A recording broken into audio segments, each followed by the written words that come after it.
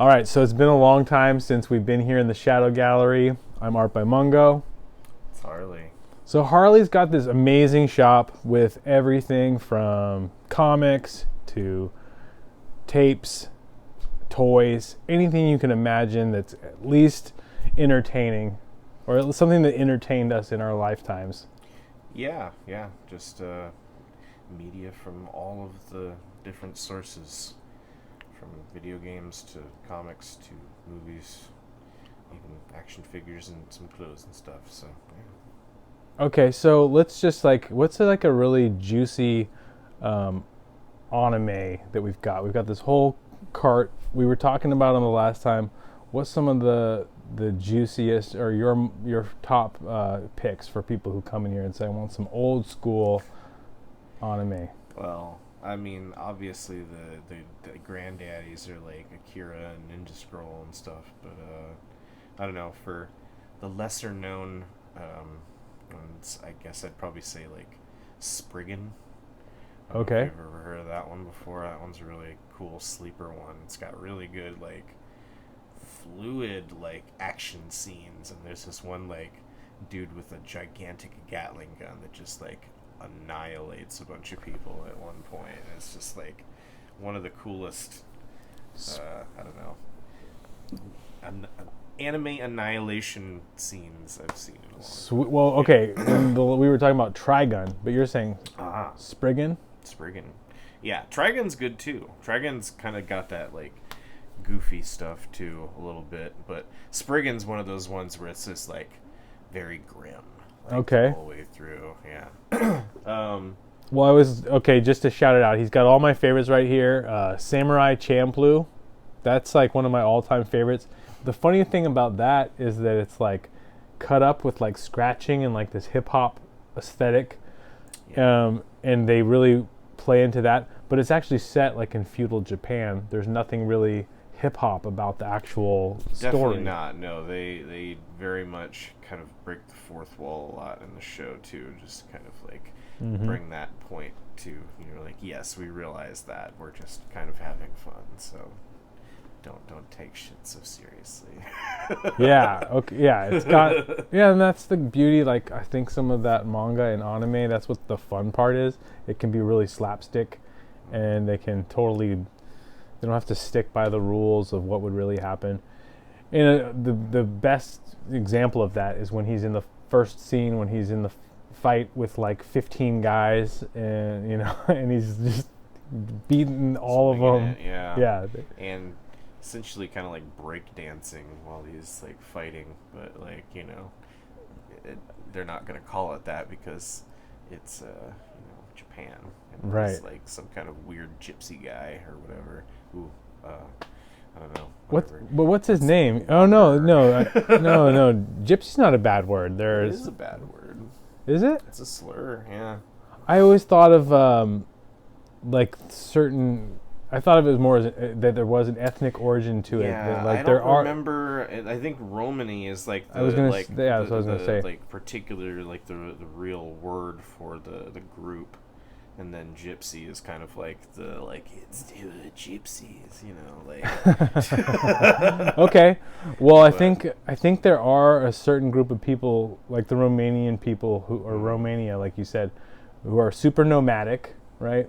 And so I think there was an ethnic group that maybe got labeled with that term, because when I think of gypsy wagons and like all the hippies who were building gypsy wagons back in the day, they were trying to do the same thing and like touring through the Middle East in their gypsy I mean, wagons. I'm not gonna like act like I know a lot about it because I don't. But I feel like I've heard it through the Well, whatever.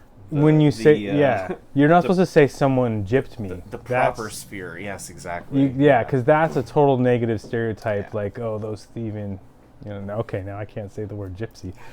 Okay, but the thieving, those gyp. The gyppos. Yeah, it's like things like Indian giving. There's a bunch of terms like that like we grew up and people they were on TV all the time and people weren't really conscious of where they were coming from. Oh, for sure. Yeah. So times have I think changed. of him. So the character was a vagabond traveler. We'll say. Yes. Yes. And then like his samurai, his kind of rival, like had totally kind of modern glasses. Right. Yes, and then he did have some like some of the when the guns get involved, right? Isn't it kind of like there's some modern? Well, There's there's one there's machine gun guns, scene. but was there a machine gun? Oh, maybe I'm. Ah, man, it's been a long time since I watched. It's I said it was my favorite. I'm supposed to know everything about it. Wow. Guess we should have rewatched before the shoot. What we'll do is we'll go over this scene with a clip, and you won't even hear us talk about it. Okay, what else was I going to shout out? Okay, Ninja Scroll. That's another one that's super Scroll. gory and like stood out to me as a young kid in the '80s, just because. Well, it must have been like early '90s by the time I saw it, but it's got some super gory scenes, and I love the anime like that actually has like really dark Oh, man. shadows Did you ever in see the artwork. Wicked City back in the day? No, like Yeah. I said, I know about Akira and I know about Ninja Scroll and like these really popular ones. shit, I'm okay. trying to learn more. Yeah, I've been asking for City, recommendations. That's a. I've only got that one on tape, but it's a classic. It's very. It's got some salacious scenes. I'll say, just like definitely. It's like it's not a hentai, but it's damn close. Okay. So, but People have talked a lot about the Street Fighter with the Chun-Li shower scene. I noticed that you have that. I know. I've never. I don't know if I've ever actually seen that shower scene. Or so. maybe it didn't stand out to you as much. Yeah, and maybe maybe I had like watched heavy metal already at that point. Right. So I was like, what the fuck? Who cares about Chun-Li in the shower, dude? You got Tarna like, coming out of the pool naked, fully naked. Yeah. Trying to grab her sword and get dressed for like a minute, and then also the rest of the movie's got like a gajillion boobs too. So it's just. So, did you call it Japanimation?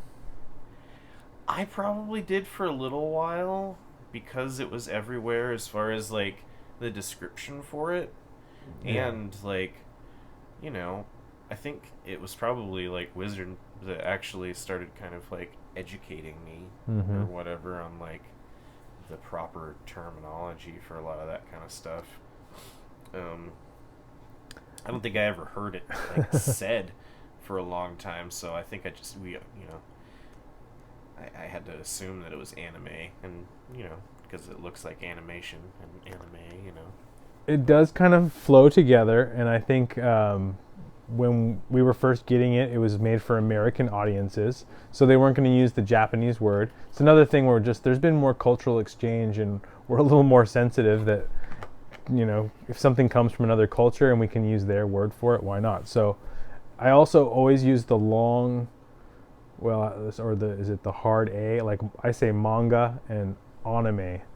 I think a lot of people say manga and anime, but to me, Yeah, I don't know what's right or wrong. Yeah, I don't know what I definitely do say manga, like manga. Sounds, yeah. You notice how I said it with like a Midwestern accent too. Manga. Yeah. And then anime. Or anime. Is it anime? Anime. Animation. Yeah. Anime sounds more Japanese to me, who does not speak Japanese. Yeah, I don't know. Anime.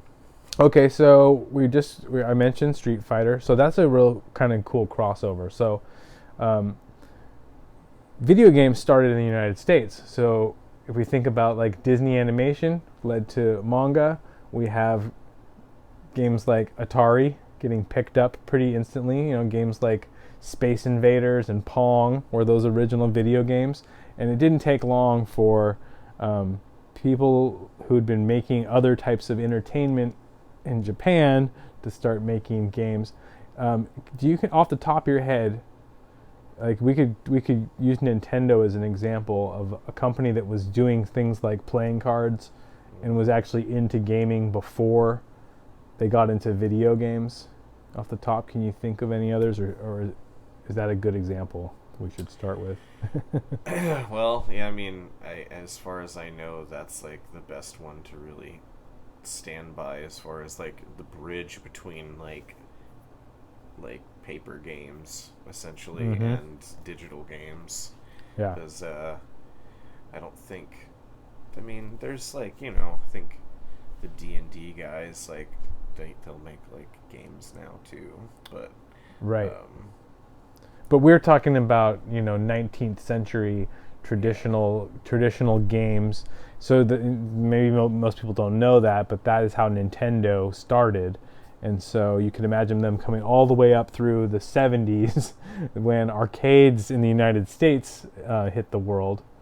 And then, I mean, we could just talk about how that actually started. Like maybe the very first game, Tennis for Two, was something done on an oscilloscope that was like a military instrument. And the first time anyone programmed a game, that could be your first game. And then pretty quickly you end up with games like Pong. Well, actually, there were some universities, so the very first computers that would have had video games were actually, used in physics departments. So, like, at the very birth of the internet, they started sharing games between nerds. Yeah, or the beginning of DARPANet, when it was the Department of Defense was linking up these universities. So that's where they started tinkering around with the very first games. But then pretty quickly, Nolan Bushnell with Atari is kind of where things started. Yeah. I mean, I'm not a very good video game historian, to be perfectly honest, but yeah, definitely kicked things off. Well, so you said, Japanese guys definitely take technology and take it apart, rebuild it, and figure out how to make it better. Yeah. Okay, so that brings us to we could totally go into those Japanese companies. Well, first, did you know that Nolan Bushnell, the guy who invented Atari, did you also know that he was the guy who started Chuck E. Cheese? Yeah. I think I do remember hearing a yeah. It's just funny because the only thing people really need to know is there was a huge explosion of arcades, kind of led by companies like Atari. Right away, you have games like, companies like Sega in Japan making arcade cabinets, and there was a collapse that happened in the U.S. market, and that was kind of right after the birth of home consoles. A lot of people just blame it on the fact that it became too easy to make Atari games, and people just kind of flooded the market with any little game. Most, one of those really infamous ones is the stacks of E.T. They made a whole documentary about recovering E.T. from the dump. They actually went and unearthed the dump site where all of the E.T. games were dumped. There's a whole documentary about it if you don't believe me. And it was so bad it didn't sell. And then, so I think that there was this little gap, like right when we were being born, in like 1982, 1983, where home consoles, it looked like it was going to be dead, right? And so by the time home consoles come back, it's Nintendo. It's a Japanese company that steps up and becomes like the name synonymous with home console gaming. And very few think about Atari at all today, right? So yeah. And I think a lot of that is like, well, the ease of hookup for one. Like trying to hook up an Atari now is just like crazy hard, and like and they're defunct. We should say they haven't stood the test of time. They're not that great to play. So you're, even from retro gaming perspective, it's you have to have the nostalgia factor if you played it. Like wanting to play some freaking prehistoric business, like in terms of what we are used to in gaming these days, or at least the general populace is used to. Yeah, well, me and my friends, we were like poor hippie kids, so like we didn't have like that much access to video games. So it was probably, I had already played NES and for years before I actually played an Atari, because one of my mom's friends found it at a flea market or something. Yeah, and next thing you know, we're playing, and it was so funny with like two little joysticks, and it was a funny era too. Like before they had color on the screens, they had plastic things you would lay onto your screen, and it was just kind of clunky. And all the different consoles had different types of controllers. Intellivision has some weird disc-shaped thing, and so Nintendo also came out with the D-pad, 2 buttons, none of this fancy thing that you can't figure out. But I do remember playing Asteroid. So Asteroid was a really simple vector-based game.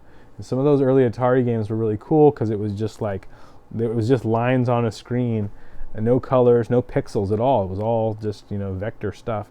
And then you would blast one asteroid and it would turn into 2, and you would have more asteroids that you had to dodge. It's pretty classic. I put it right into the pantheon of Breakout and all of the original classic games.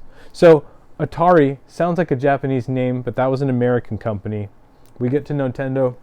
What are some of the games that we're thinking of? I was thinking Capcom with Street Fighter is something that we could talk a bit about.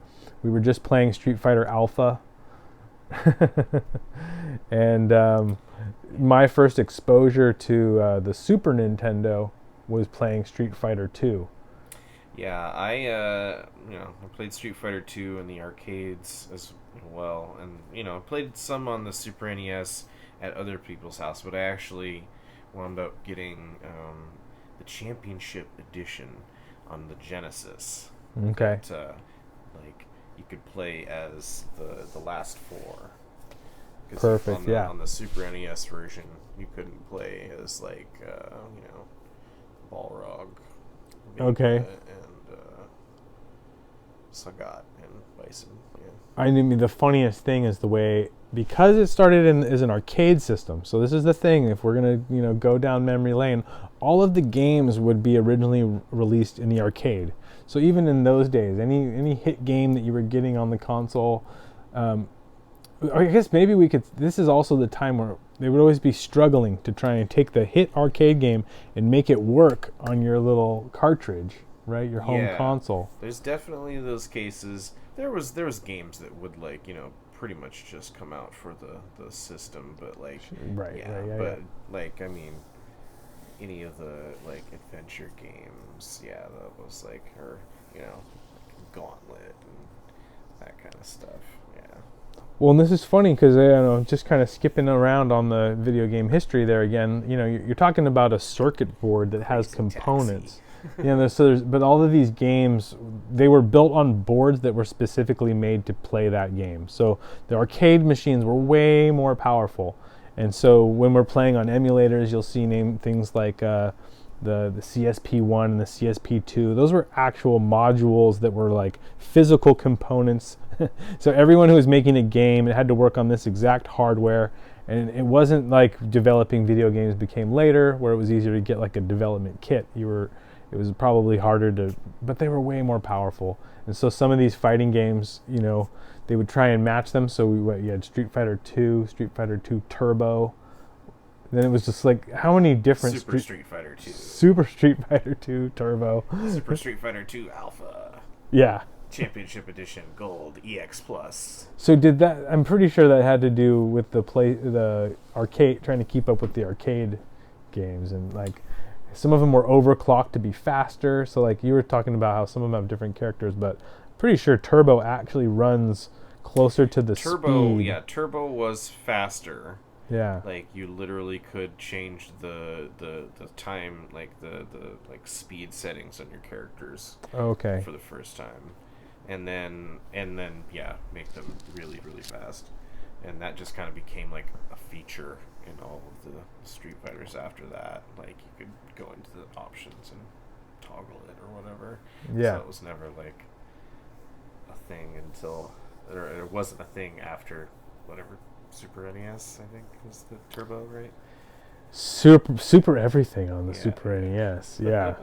But yeah, and then the Alpha games, those were supposed to be the shit that happened before Street Fighter. In the story? Yeah. Oh my gosh. Yeah, I think. So I'm thinking Charlie right is supposed to be a guy that Guile knew who winds up dying. Okay. And then Guile becomes the guy from America that Just doing the spin kicks and shit. Gotcha. Okay, So, but that's a retcon. They yeah, came up with that you later. have to earn Guile in Alpha 3 because that was like the first time that Guile was ever in like any of the Alpha. Well, it's games. funny because I was he reminds me of Van Damme. If I had to give him a character, Charlie like or Guile. Guile, because of all of his kicks. Because when I think of all of the action heroes, to me, you know, Van Damme was the guy who kicked, and he was kind of I mean, he kind did, of a pretty boy. He played him in the flick. So yeah, I mean, do you have that? Did you have that association before the movie, or like? I think so. I mean, Yeah. you might be able to.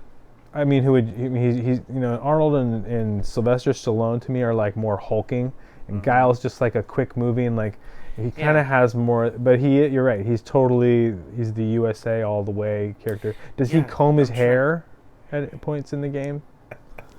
He's got that huge spiky hair. Yeah. Does he comb his hair in what game? When he wins, is there any animations? I'm picturing, does Guile ever comb his hair in the? Oh right, he in the film. No, in the game. In the game, right? That was one of his animations, right? Yeah. Yeah, like, that's what I'm picturing. yeah, he's just like. If he wins, like, he combs his hair. Yeah. And and he might even have like sunglasses on or some shit. So yeah, kind of cool. Like I really liked the scenes. That was another thing, and some of them you even interact with. You know, and they would always, you know. So Street Fighter 2. I guess when it comes to the story wise, it also reminds me of Bloodsport in all of the Van Damme movies where they had like people with. To me, Street Fighter 2 is basically Bloodsport in a game. It's got you're matching up all the people from the globe. So I never thought of it like as the story, but that was the thing that really was striking to me. You've got fucking Dalsim, who's from India. You play on his level, and there's like elephants in the background, and they continued that. Sagat's like some big Greek guy. Like they have. And then Vega, you've got this. Vega was always super cool, but they all represent their culture and have their own level. That was what was really cool about it. And so that's, I think, it reminds me of all those movies that were just about people from all around the world fighting. Van Damme Lionheart, you know, like where it's just what happens if the skinny guy, you know, they literally have this sumo wrestler fighting like a little African guy in Bloodsport. You know, it's like. So to me, and that's what MMA has kind of turned into too. That you have different fighting styles. I know they're all doing jiu-jitsu now, but it did start out as like a kickboxer would go against a classically trained boxer. Totally. Yeah, I remember back in the day, I'd get the like UFC VHS from the video store. Like back when it was still kind of like almost underground. Like people like were kind of like, ugh, this just got shady. yeah. Well, and then it was bare knuckle then too, right? Like, maybe was it? I think it was bare knuckle for most of the beginning and then people got outraged, and then they started making them wear gloves. Okay, you might be right, because like now that I'm watching and remembering, like, because the old VHS tapes I'm pretty sure was all just like straight up just boom, like thrown down, like, because I remember whatever fucking Dan Severn, you remember that guy?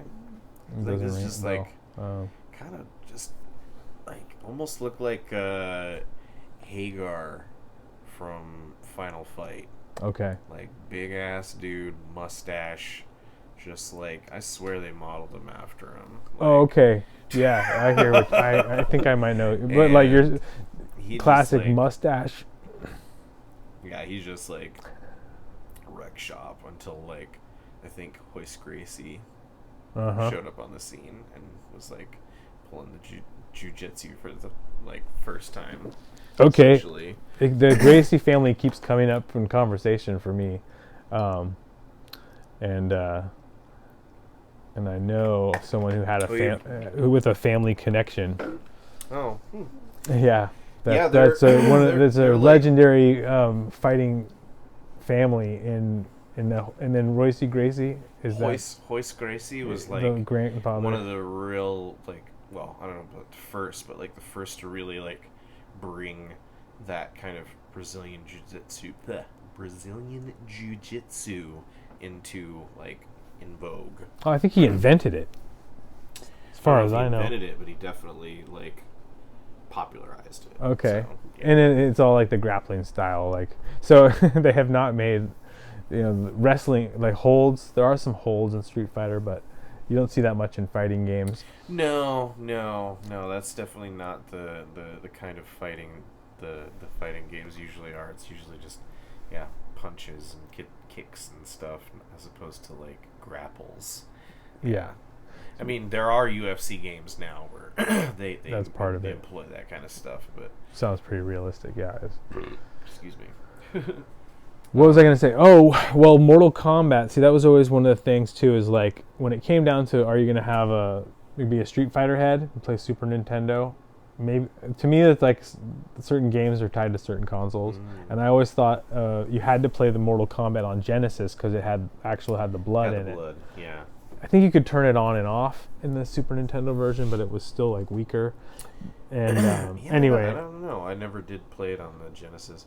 I never did play it on the Super NES. See? Played a little bit on that's the what Genesis. I'm saying. Yeah. Yeah. So Mortal Kombat, we were saying how like I was super into it. Mortal Kombat 2, Mortal Kombat 3. We'd know all the fatalities, and we would try and find every single secret in the game, like unlocking Reptile and Smoke and all these other like weird characters. And that was a cool era too, is like we had things like GamePro magazine, and you would like somehow you would find out about these secrets, kind of the way kids are learning about Minecraft these days, where it's just like word of mouth, and somehow there's no guidebook, but somehow you get told all these things, and next thing you know the moves. And I think it would have been the same thing when you first saw Street Fighter in the arcades. You would see like people doing certain moves, and you could probably watch their hand. And how else would you learn, other than just like trial and error?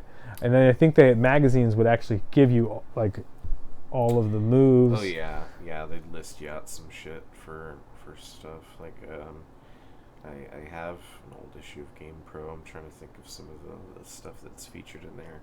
There's I think they would have cheats. Turtles in Time was like the article it was about.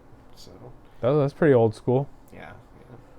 So okay, and then it's funny because there was like the different genres of games, and I think those beat 'em up games, like for me, like the classic X-Men or those kind of like ones too. arcade ones, or Simpsons. I think the ones I think those all fit into the same category there. But you're right. The original Street Fighter 1, which is not really on anyone's radar, it was one of those type of games, more like Streets of Rage, Final Fight, isn't it? It's a fighter too, but it's just all kind of generic though. Like, looking at it, to me, it always just seemed like I thought it was more like a Double Dragon type game. No, like it was like a Street Fighter. And you fought around the world. See, I need to go back and. Yeah. See, like I said, it was just not on my radar because I was just whatever age I was when Street Fighter 2 hit. What? I think you could only be either Ken or Ryu though. And you're going through. That sounds a bit familiar. And it's like, it is kind of like Double Dragon in the fact that you're like on a quest, and you're like going through different levels, and then each level is like a fight.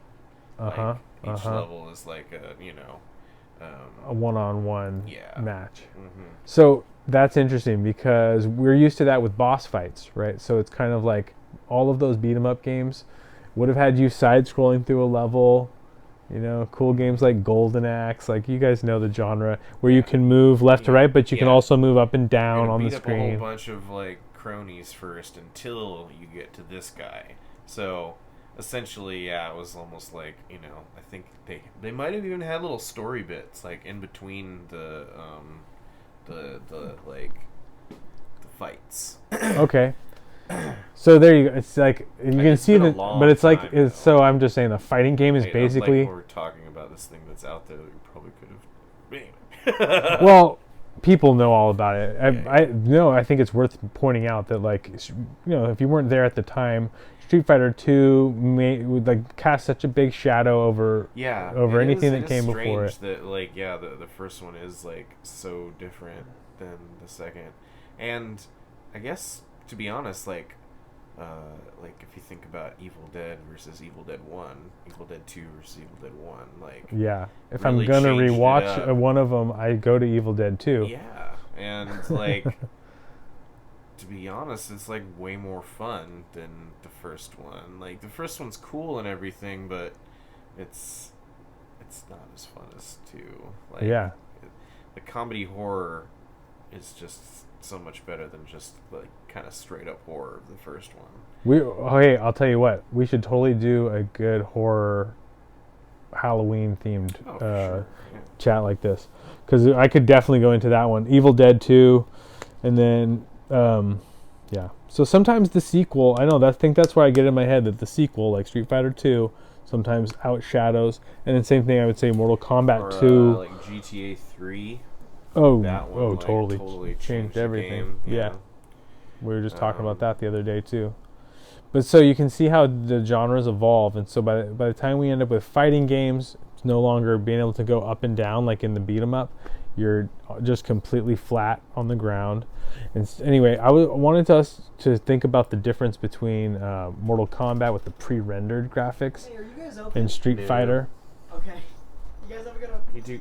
Street Fighter 2 was like the art style. Mm-hmm. That's kind of why I wanted to bridge that gap, because if you would have been looking in the magazines and you would have seen those characters in those games, they would have kind of fit into the more Japanese aesthetic of animation, and I think they leaned into it more. By the time the series progresses, it's more and more manga inspired, more and more has that Japanese style, and so I think Capcom like kind of honed in on a certain look. So if you think about even the character design of the characters, and also the way that they have really thin lines and really bright colors, they're they've really perfected like a certain look, is the Capcom look with that, I think. And it's fun to compare that to SNK, who made Final Fight, where they're doing the same thing. It's a fighting game, but they kind of went with more like fully rendered colors and like softer outlines, even like almost more basically painted look to everything, Yeah. at least as far as the box art and the Yeah. and the yeah. promotion, everything else Well, goes. yeah. Even their sprites look different than like the Capcom sprites or whatever, but there's only so much you can do with that like actual like technology. Yeah. But you're right. Yeah, the box art was definitely way more. I don't know, like stylized manga style. Yeah. For the Capcom dudes, and yeah, the SNK guys were a little bit more kind of. Trying to think of like I said more rendered. Sanctuary, or do you remember Sanctuary, the manga? Like the very photorealistic type stuff, Right. as opposed to like really manga hyper Watercolor, and then stylized. colored with watercolor, and rather than just like cartoon style. That's what that cell shading is. I think that the Capcom really leaned into that. And the example would be like the spiky hair. Do you draw every single little spike like how spiky hair would actually look in real life, or do you have what someone like Blanca with or with like essentially 7 giant chunks. big triangles. Yeah. Yeah. So there you go. I think that is a good way to sum up. It's and then I'm thinking how we mentioned that they did make Street Fighter to anime. They've had comics and tie-ins, and if you were flipping to a Game Pro, you're not. That's what you're not gonna necessarily see just the characters in the game. There's always gonna be artwork. So for a kid growing up who's thinking about being an illustrator, you can get just as into the artwork on the covers of these video games as for sure. any comic book. Yeah, and some of them will have like really cool interior art on, like if they have like a instruction booklet or something inside. Sometimes they'll have like some of the conceptual art from the dudes, or just stuff to like get you pumped on like the story of the game, because maybe the gameplay isn't necessarily as capturing as some of the artwork inside of it, or on the box even. So you're like, yeah, and you'd use your imagination. You did that same shit with like VHS back in the day too. There'd be Right. like a horror movie with like this badass cover, and then you watch it, and it's just like, where was that in the movie? Okay, well, but you still had fun with it usually, like one way or the other. But a lot of the time it was a little something to get you in the door, and like the actual experience is maybe a little like, yeah, there you go. And I think the first exposure to character design for a lot of us kids is just playing games, and we're oh my gosh, look at that character. And like I said, they all had different sizes, they all fit into their background, right? And there was always cool animation going in the background too, so it could also been your gateway into like thinking about being an animator, like just the way that the characters move. You could just fall in love with that and think, oh my gosh, I want to make games, or I want to be an animator. And like, yeah, there's definitely interesting mechanics that go into it. Like I wound up getting this RPG maker for PlayStation and trying to like mess around with that, and it was cool, but it was like in depth, and you really had to like put your crap together, and even just like getting like a walk cycle together for like a sprite character. Oh yeah, is, not easy. So that's what I do all day long. Yeah. I've started up. I was teaching game design at the school, and now I'm got another job where I'm teaching remotely, doing game design lessons. And so it does. Yes, it starts with the fundamentals of like how to do a walk cycle, and that can be a challenge just to get the head bob right. You can make something move really mechanically and stiff, but little things like the bounce of the hair, and the fact that the distance between your shoulders and the top of your head varies when you're in stride. So when you see all those like little twists and turns and the body language, think of after Chun-Li wins, she turns around and looks back at you, like all the twisting of the spine, like really really great animation right there on the screen. Not to mention, like I'm thinking of all the cutscenes and everything else, like even just their idle animation. But then you think of all of the combat and making it look realistic when they do some really cartoony stuff. We were just playing Street Fighter Alpha, and E Honda used to have that crazy move. 100 hand slap.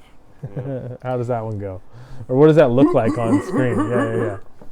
It's like almost invisible because he's going so fast. And how do you make that move work? You remember?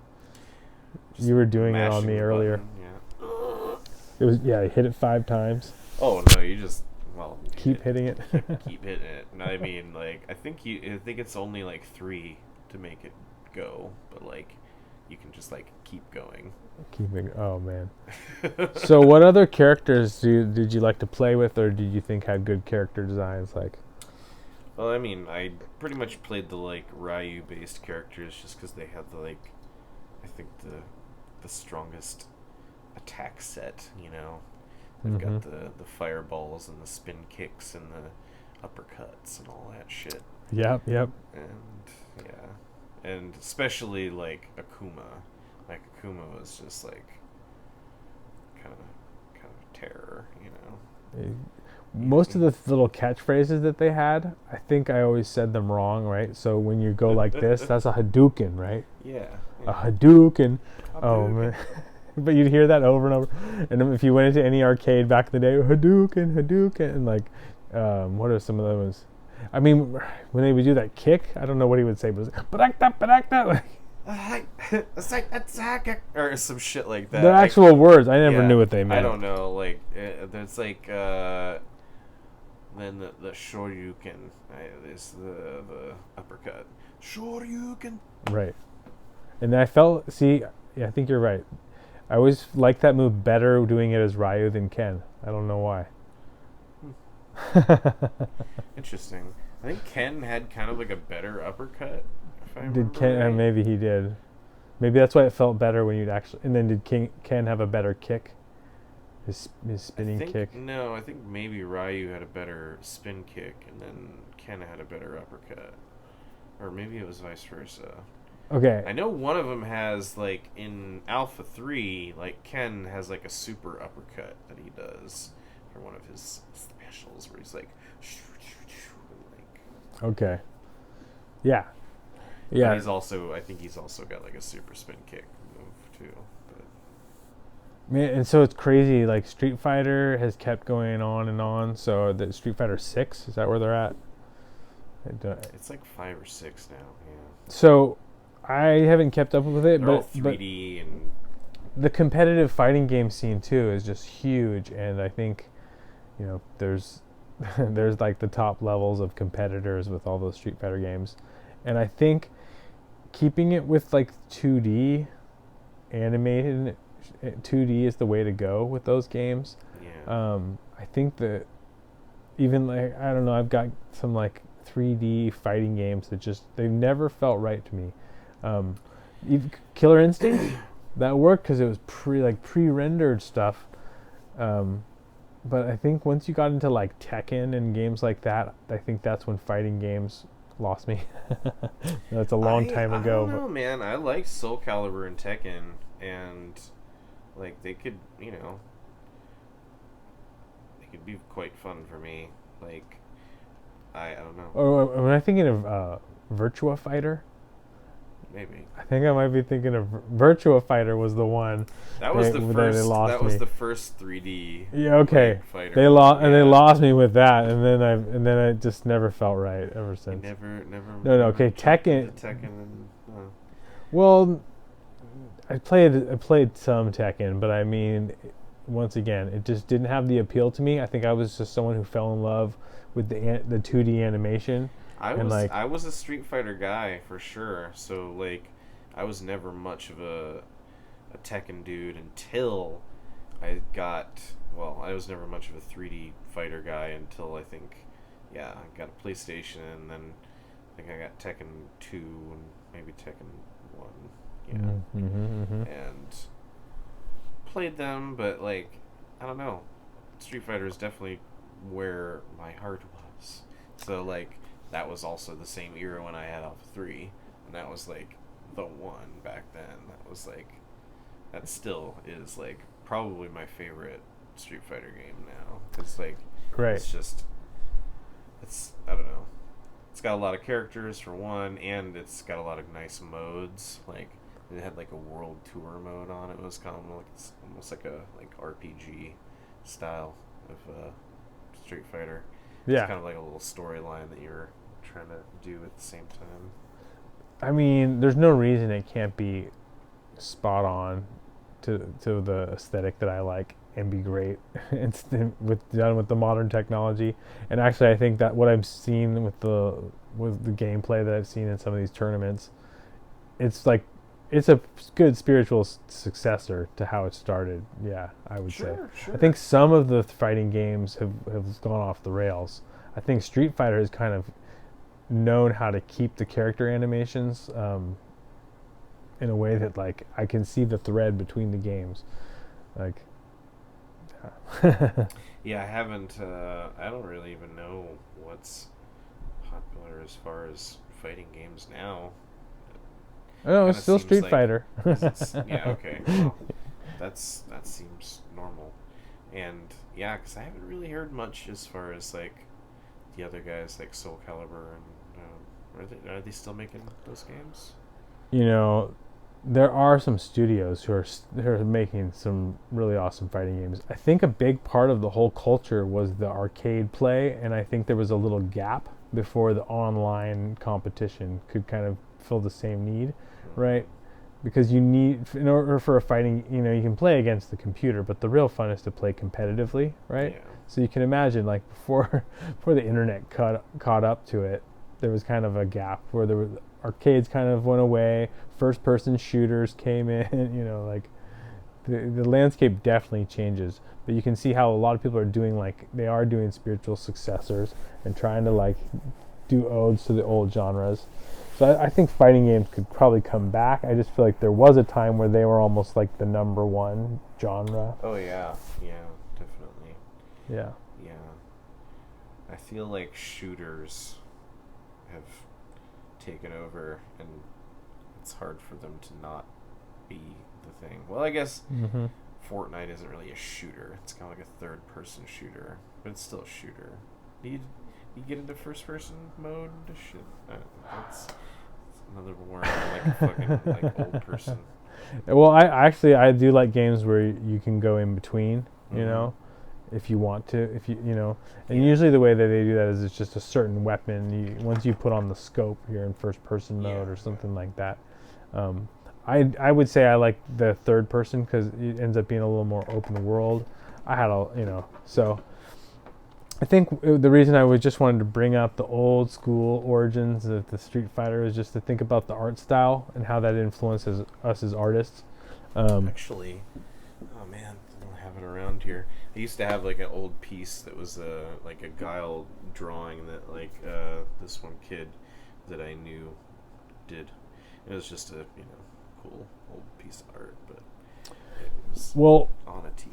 See, it's really easy to just kind of get into the video game talk. The reason we're talking about all these video games, we probably should have said earlier, we've got this huge wall of television screens. So you're transforming the shop. What we're going to do is we're going to take a little break and make this be a part 1 and a part 2. And in part 2, we're going to talk all about what Harley's doing with the shop and the kind of stuff we've got coming up with our comics. So if you want to hear us talk more about video games, just click on part 2 to this video right here. Sound good? Sounds good. All right. Peace.